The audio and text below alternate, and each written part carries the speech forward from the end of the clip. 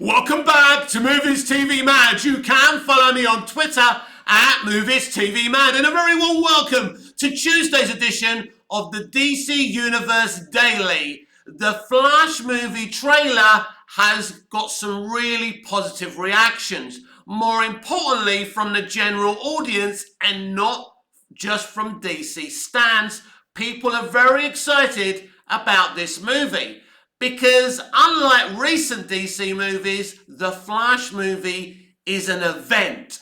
An event as huge as Spider-Man No Way Home. Oh, come on, Mick. How can you compare those two movies? Easily. Michael Keaton's Batman is bigger than Tobey Maguire's or Andy Garfield's Spider-Man. Fact. Ben Affleck is a huge version of Batman, so many people love. Michael Shannon Zod is very, very popular, and we're going to get to see all of this. So this is a DC event movie. Add on to that this is an era-defining, bookend movie. To conclude the DC Extended Universe, this movie is massive. But of course, these days, there's always going to be criticism and problematic comments. We know there's a small portion of the Snyderverse stans at war with themselves, and they'll keep on putting up their fake propaganda. But it's not just that. Because there's some people who don't like Ezra Miller. Now, I'm not going to pretend I'm comfortable with the alleged conduct of Ezra Miller, but you know what? As I've said many times before, if I cancel Ezra, if I rob the pleasure of watching this fine movie when it's released in movie theatres, that means I have to boycott everything these people make. It doesn't matter what actor, it doesn't matter what studio, because yes, Ezra Miller's conduct is bad, reprehensible, but so is the conduct of most Hollywood people. So as I say, if I boycott him, if I choose to say, I'm going to be moral here, and I'm a better person than Ezra Miller, and I'm not going to go and watch this film, right? What does that do? Does it hurt Ezra Miller? Well, if everyone does that, it will hurt the movie, which will hurt Ezra. We'll get into that conversation very shortly about how much this film means to Ezra. And in fact, if it wasn't for Ezra and, the amount he pushed on this movie to be made the right way, we wouldn't even be getting the movie we're getting today. You wouldn't be seeing that awesome trailer. So despite the bad that Ezra has done, he's always been very passionate about DC and this character. So I have no intention in robbing myself of DC content just because people act in a certain way. I think James Gunn said it perfectly when, they asked his opinion about Zachary Levi and should he have a future because of his comments about the COVID vaccine. And he said, I can't be changing my plans every time an actor says something. And I think that's James, talking out against cancel culture as well, because James has been a victim of cancel culture. He lost his job as writer-director of Guardians of the Galaxy Volume 3. Thankfully for James, he got his job back. Because cancelling someone who's really, really famous, and let's be clear here, Hollywood do it just as much as we, the fans and audience, do it. But basically, once you're cancelling people, what you're doing is you're saying, I've never done anything bad in my life, right? Imagine someone finds out you cheated on your girlfriend. You did something, right? And you get fired. You go into work, they find out you cheated on your girlfriend, right? You had a threesome the night before, they don't approve of it, you lose your job. You can't support yourself, you can't support your family, right? Is that the kind of world we want to live in? Ezra has been arrested on multiple occasions. He's been served the deserving justice. Now, in terms of accusations of grooming, alleged accusations of grooming and stuff like that, there's no proof of that. Now, we know about the concerned parents and we know all of that, but at the end of the day, I don't have enough information about it. And there's no evidence, right? It's just like there's no evidence against James Gunn apart from the fact that he made some very, very bad jokes. And you've got to draw a line out under it in the end and say, do you know what? Why should I be judge, jury, and executioner? Guess what? I'm a movie fan. That's what I'm here to do. So I'm going to push that shit to one side. So I'm hyped for this movie. This movie is going to be excellent. And what you saw in that trailer and TV spot is just the tip of the iceberg. So in fact, WB did a very clever thing with the Super Bowl because they wanted to release a really long trailer, which is about 3 minutes. So they didn't want to pay for the 3 minutes at half time. They wanted to pay less before kickoff. But what they did was, because they decided to put a TV spot at half time. Now this had a minimal amount of footage. This was about 30 seconds long, 50 seconds long, which means they paid less for that because it's more expensive to pay for footage at half time than it is pre-game. So Warner Brothers did a really smart thing, and I think it's worked out really, really well. So everyone's hyped for this movie.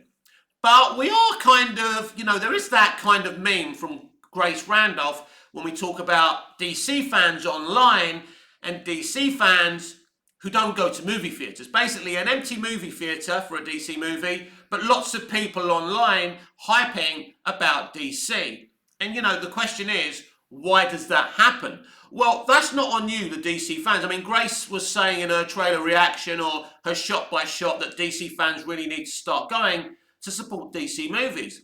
I don't agree with that. If they feel the DC movie in question isn't good enough and there's been liberties taken, then they shouldn't support said movie. Now, Black Adam's an interesting film. Clearly, the film's a flop, but it kind of made just slightly more than Shazam. And if it was made on the same budget as Shazam, it would have made a little bit of a profit. Unfortunately, it was a very expensive film because the visuals were amazing. There's a lot of CGI in Black Adam, and there's a lot of CGI in the Flash movie as well. So this movie cost, probably one of the most expensive films ever made. Definitely one of the most expensive superhero films ever made. And it needs to make a lot of money. But will it? Well, DC films are unpredictable. We don't know.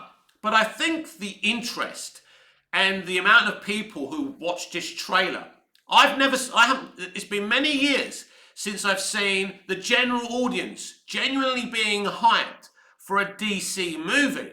It hasn't happened for a very long time. It hasn't happened since Joker. 2019's Joker is the last film to actually be successful for DC. The Suicide Squad, a good film, flopped at the box office. Fact.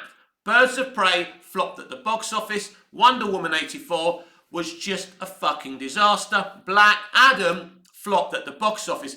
That's 4 movies, right? So, there's an old saying in sport, you're only as good as your last game. Well, DC haven't been very good in their previous 4 games. So, I suppose you could say that doesn't bode well for the Flash movie. And the Flash movie is a very interesting animal.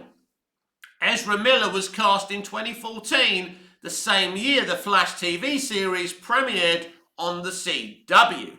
And, we're now about to see the final series of The Flash.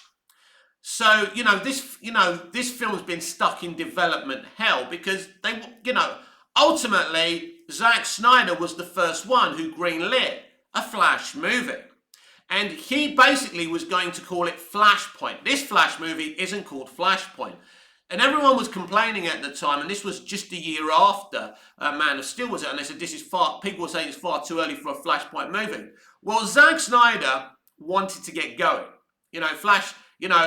Flashpoint was deliberately going to do a very, very, articulate, faithful adaptation of the Flashpoint graphic novel, but I think it was also going to, continue the arc that Snyder wanted to tell. I don't know what went wrong originally with the original director of The Flash and Flashpoint, but I think Zack knew what he wanted to do. Unfortunately, the studio had different ideas, and I think that's where the problems lie. Now, is it the Lights Out directors who were going to do the Flash movie? I think Ezra Miller had huge problems with them. He wasn't happy with their direction, or should I say they wasn't happy with their direction. Ezra Miller really fought hard, I think, for them to leave, and in the end, they got their way. I think Ezra didn't like the way it was a lighter tone. I don't think he liked what they were doing. They were describing it as a Back to the Future movie, because Back to the Future 2 really is kind of Flashpoint. I think Back to the Future 2 was made, I may be wrong about this, before Geoff Johns' Flashpoint graphic novel. Now, I could be wrong about that. Let me know. Do some research online for me, because I can't be bothered. I'm not really a researchy type of YouTuber. I'm not very professional, that's why I'm not very successful. Who gives a shit? But I do conserve a lot of energy. So they went.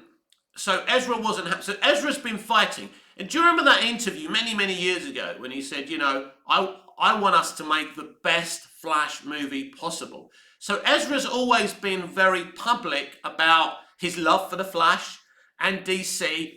And the reason we're getting a great DC movie is because Ezra Miller fought for a great DC movie. And clearly, he's got a lot of power within that studio and what's been going on. So, you know, Andy Muschietti came in. Now, there were rumours that there were problems on set, but I don't believe that's true. I believe that in terms of what was going on when they made the film was fine. Look, unless you've been on set, and I've been on set before, you know, it is a stressful environment. You know, people are holding scripts, you're having to say the same dialogue again and again and again. Then the director wants you to do it from that angle, different perspectives. So it's a very stressful environment. And, you know, as an actor, you've got to have a lot of patience. So there are meltdowns sometimes, which is absolutely normal. But I think Andy Muschietti really kept calm making this movie. You know, he's been, you know, working on post-production now for several months, and VFX and editing. I think, you know, the man deserves a fucking medal for what he's had to put up with, because he's had his movie delayed, postponed, his movie under threat of being shelved. I mean, that's a terrible position for a director. But when you look at the casting of Sasha Calle, because, you know, Andy's an Argentinian director, so you can tell from Sasha's casting that he had a lot of freedom on this movie. Now, ultimately, I think this movie was from a vision of Walter Hamada. It was Walter's vision, but he had worked with Andy before. He brought him on to Warner Brothers and DC because he trusted him. And you can just tell from this trailer that the man has directed a wonderful movie. And I can tell you through watching a test screening that he's directed a brilliant movie. So I celebrate Andy. I was very happy with the choice of him being the director, because I'd seen his previous work. Now, he hasn't got the hugest of CVs, but that doesn't matter. You just have to go and see the man's previous work. He's very good, but he's worked very quietly. He's private. He isn't like James Gunn. He don't talk a lot. He's not on Twitter. He does have an Instagram, but basically he selects who comments on his Instagram posts. A very private person. You know, he's not interested. Obviously, he'll absolutely help to hype this movie up, and he was the one who decided to go onto Instagram and give Sasha Calle the job of playing Kara and Supergirl online. It was a great moment. I think we all remember it. And I thought, wow, if this is the way DC are doing things going forward, this is amazing.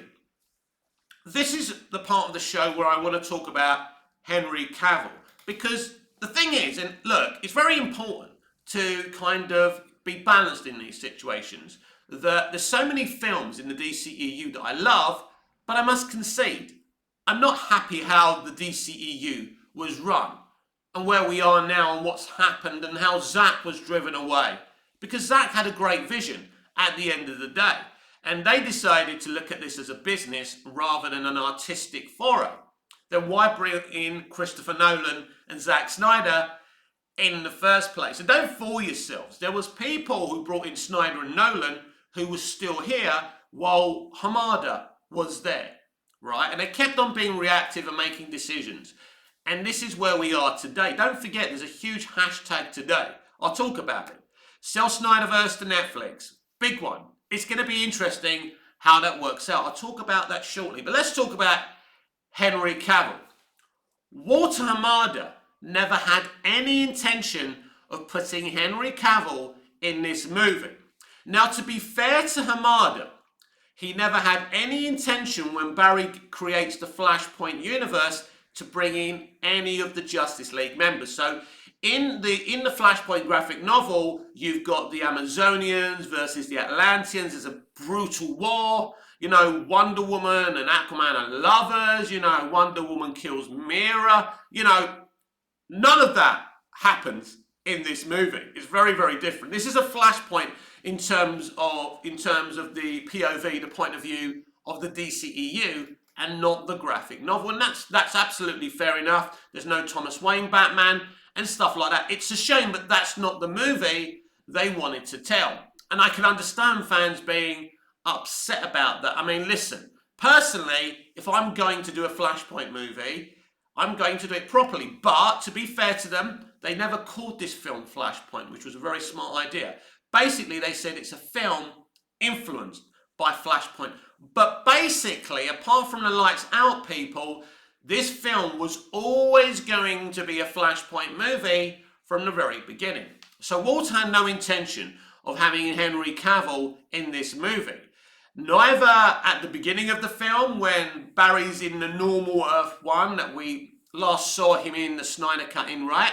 So basically, that Henry Cavill was never involved in this movie. The first hint of Henry Cavill being involved in this movie is when Mike DeLuca and Pam Abby decided that Henry would cameo as Superman in the Black Adam post-credit scene. That was when they officially decided to bring Henry back as Superman because they had got rid of everyone who was opposed to Henry. So then they decided to shoot a little scene with him. Now apparently, and I don't know how true this was, some people say there's one scene of him as Clark Kent, and there's another one with him standing with Sasha Calle, Supergirl, at the end in the new timeline. So Abby and DeLuca, although they were bringing Henry back, and it looks like they were bringing Ben back as well, by the way, that's why they shot something with him in Aquaman and the Lost Kingdom. Something, I think, that's been cut now, but who knows at this point. So Abby and DeLuca were quite happy to go with Hamada's thing, but they just wanted Cavill back. Now, in Hamada's timeline, when Barry comes back and sets everything straight, Superman no longer exists in this timeline. So, you know, Affleck wasn't going to exist anymore, but we do know that they were setting some things up for either a Crisis on Infinite Earths or a Flash 2. I think Flash 2 was probably the final Crisis storyline they were talking about. So Hamada certainly had a plan to kind of have Barry go through the Speed Force again to look for Batfleck and Superman and whoever else was missing. And that was the plan. So, I mean, I don't know why Henry Cavill has no involvement in the Flash movie, but Ben Affleck has. Let's not forget, Ben Affleck is probably done after this movie, probably. And, because by the way, you know, maybe James Gunn's lying about it being a new actor. Who knows? I would say he's not, but who knows? But anyway, so Ben's finishing up. It's a bookend performance in the Flash movie as Ben, a performance he's very, very proud of, and so he should be. But where's Henry Cavill's bookend performance? Why doesn't he get a bookend performance? And I mean, we talk about like the Flashpoint scenario. I mean, if you're an intelligent person, you could have had Henry Cavill playing somebody else in the Flashpoint universe. He could have played General Zod, although I think we're all excited that Michael Shannon's back. He could have played Colonel Hardy. He could have played a version of one of the, ranking military people from Man of Steel. They could have just twisted it around because it's an alternate universe, right? It's a Flashpoint Earth, so you could have done it. The truth is, they didn't want Henry Cavill in this movie. They were done with him. It was simple. Flashpoint, Barry comes back, Superman doesn't exist anymore, and he's seemingly being replaced as Supergirl. Now, we know they were also planning to do a Black Superman, which I think was going to be the only Superman we had in a separate universe. So it was all going to be very, very messy. I don't think everything that Hamada conceived was bad. Ultimately, he conceded the Flash movie. He conceived the Flash movie. He brought in Andy Muschietti, a very good idea. Look, everything's been messy since Man of Steel, and we can't pretend that it hasn't been. We can celebrate all this stuff. We can celebrate the Flash movie trailer, but we can't turn a blind eye to all of that. Now, in terms of the Flash trailer, there's been criticism of some of the CGI. I think this is misplaced criticism, and I think people, I don't know what they're looking at, but I haven't seen any bad CGI. I think people's issue is this, that instead of using, proper, in camera fight choreography, there's certain times where what you're seeing on screen is CGI, and some people don't like too much CGI. Let me tell you what people are trying to say here. Have you ever seen like the first traps or the influencers on Instagram when they put up a picture and it's over filtered and you can tell it's filtered and fake? When you look at it, you think, oh God, this looks terrible. We know this is not you. And I think when people talk about bad CGI in the Flash movie trailer, I think it's not necessarily like they're talking about bad CGI. I think they're talking about this shouldn't be CGI. And that's an interesting question for the comments below. Should we be getting real fights on screen with real fight choreography, or is it okay to do CGI? So let's look at a couple of moments from the Flash movie trailer. Well, let's talk about them at the very least. So we got that moment where we see Michael Keaton say, I'm Batman. He jumps down and he beats some assailants up. Personally, I think it looks great. Obviously, if it was an in-camera piece of fight choreography, like when we see Batfleck fighting in the third act of BVS, and I mean, that's beautiful. And it's interesting because Zack does like to use proper fight choreography in certain instances because he does really like CGI. I just think that Zack knows how to use CGI. Zack uses a lot of CGI, but a lot of times when you see Zack's CGI, it doesn't really look like CGI. It just blends in with the film, and this is the ability that Snyder has. So, look, in terms of Michael Keaton's fight scene, he's an old man. That's not really him. So you could use a stuntman to do all of that stuff. Basically, people, these are directorial decisions. You either do it in camera, with proper choreography, or you go, let's CGI this. Obviously, in terms of that fight sequence, Andy decided to go the CGI route. I don't mind. I admit when we see the close-up of Keaton as it's going, and he's really top-heavy, as Grace Randolph said, it looks a little bit unnatural, but again, it's a directorial choice. But this is the problem. What happens when you decide to bring back an elderly gentleman who once played Batman? You have to fake it up a bit. So they've had to put someone else in that suit. Maybe even put a fake head, like put Keaton's head on top of it. Because first of all, is Keaton fit enough to wear a really tight costume? These are the questions you have to ask. I mean, he may look great in interviews, right, and all of that, but ultimately you have to put his health first, and he is in either his late 70s. I don't think he's 80 yet, but he's definitely in his late 70s. It's no spring chicken. I mean, you think about your parents who might be that age, or your grandparents, you wouldn't put them in a Batman costume and ask them to do physical stuff, right? So I don't mind any of it. you know, you can nitpick this and that, but ultimately, I think it looks great, and it's all about directorial choices. Now, the other moment that's been heavily criticised, first of all, just because they're rescuing Kara in snowy conditions in Russia, everyone's decided to say, oh, it's like Black Widow. Basically, Black Widow had a scene in Russia when it's snowing, and this movie has the same location. It doesn't mean they're copying Black Widow. I have seen too many reactions to the Flash movie trailer. I think that's been a bit of a mistake. But definitely, some of them are great. I think they're great. But a lot of them just talk shit. Anyway, so that moment, we see Kara punch an assailant as they're just before they're about to shoot Keaton's Batman. Now, personally, I like it. It looks really good. It looks really kind of slow motion. But obviously, some haters and Snyder stands, right? The minority of Snyder stands who choose to hate instead of love have paused it. You can pause anything and say, look how stupid this is. You can pause something and have someone having a stupid grin on their face because you paused it, right? You can pause anything and say, look how bad it is. But that slow-mo when she's punching, I think it's great. I think it looks awesome. And it isn't an issue for me. So no, I don't think there's bad CGI in this movie, but the propaganda merchants will be propaganda merchants. They can only be what they want to be.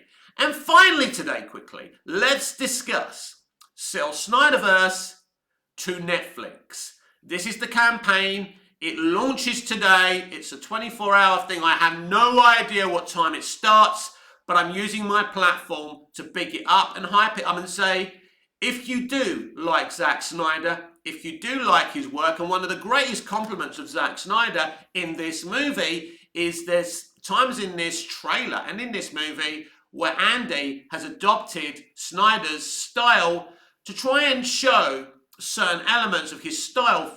Obviously, we're touching with Man of Steel, an alternate version of Man of Steel, so that's important. So really, Snyder's been paid great respect in the Flash movie, and that's great, and that shows you how much respect in the industry there is for Zack Snyder. So I would encourage you, if you want, to support this campaign. Do I think it's a waste of time? No. Do I think it's unlikely it will happen? Yes, but I don't think it's impossible. So I'm very interested to see how all this works out. And how high this trends. I think it will be definitely successful. I just don't know how successful it's going to be, because if it's really successful, it's going to give David Zaslav food for thought, and there's no question about that. But my final question to you today, what if the Flash movie is successful? What do? What if Michael Keaton is really, really, really popular, which is going to be, right? I mean, I don't think they bring him back. He's definitely not going to be the new Batman as he was going to be before. And I mean, how are they going to get away with that anyway? But what if this film, let's just pretend, right? I'm not saying this is going to happen, but let's just say that the Flash movie makes $2 billion. It makes No Way Home money. It's a raving success because, as I say, this movie is an event. This movie is doing stuff that brings you $2 billion. So if people go on launch night and really enjoy it, they're going to come back again and again and again. And this is the key to a successful movie. It's an event movie as No Way Home was. Simple. Fact. So if this is a good movie, if this is edited and everything's done properly, when all is said and done, this could make a lot of money. So what if this film is so ultra groundbreaking, record-breakingly successful? What do they do with that? Now, there's a big chance that Ezra Miller remains as the Flash because that's what James Gunn said. So we take him at his word for now. I'm not convinced totally by that. So let's keep that. If this film's successful and there's a call for it, Sasha Calle, you can't just dispose of her as Supergirl. And we know that Zaslav is driven by the money, and he's a CEO of a company. Quite right too. That's his fucking job as a CEO. If I'm a shareholder and my CEO doesn't put profit first, right, then he's out of a fucking job. I'm voting him out and I'm voting in a new CEO. So I think if this film is ultra successful and the fans are loud about Sacha online, I think she may remain.